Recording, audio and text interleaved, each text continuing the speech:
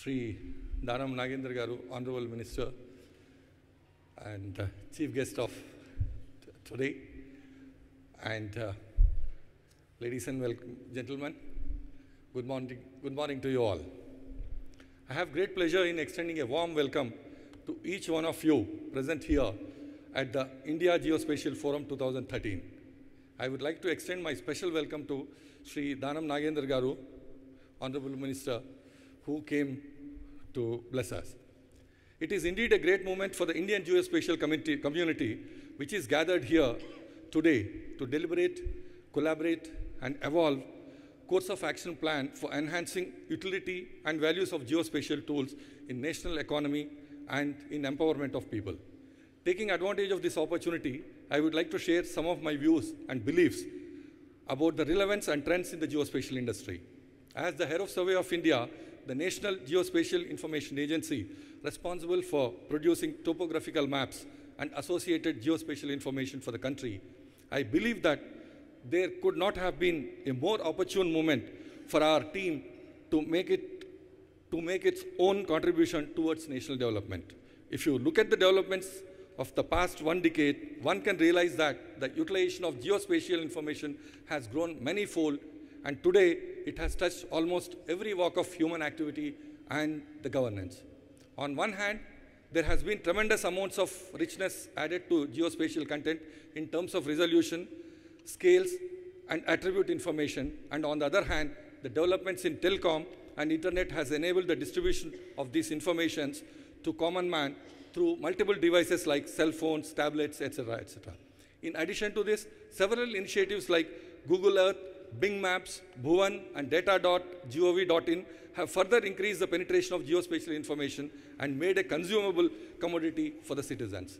I would also like to share with you that the overall business associated with the geospatial information is growing in double digits despite the world witnessing such a severe and acute economic slowdown. Geospatial industry is set to be about $100 billion US dollars in the next 2 years, and more than 50% of the market would be in developing world, in which is significant shift vis-a-vis what we had seen in 10 years ago, wherein 80 to 90% was lying in the US and Europe. This gives an indication about the growing trend of adoption of geospatial technologies in the emerging markets, including India.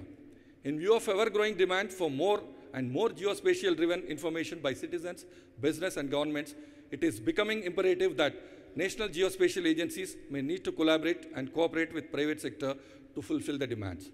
As a response to the above scenario, the world is witnessing greater attention being paid to the national governments with regards to setting up national geospatial authorities, agencies, primarily led by national mapping agencies like Survey of India.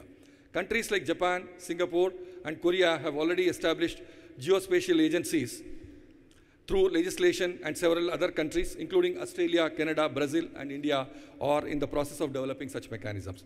There is a constant effort by the national agencies to move up the value chain and help facilitate, coordinate, monitor, and enable geospatial industry by evolving forward-looking policies, procedures, standards, and guidelines. Coming back to our country, I would like to share with you that there are several initiatives underway to strengthen and modernize Survey of India and acquire capabilities, infrastructure, and extended mandate to serve the larger needs of socio-economic development of the country. To name a few, we are in the process of setting up National GIS and strengthen the existing program of National Spatial Data Infrastructure with an investment of about 3,000 crores, which shall provide seamless, accurate, and high-value geospatial content at 1:10,000 scale for the entire nation.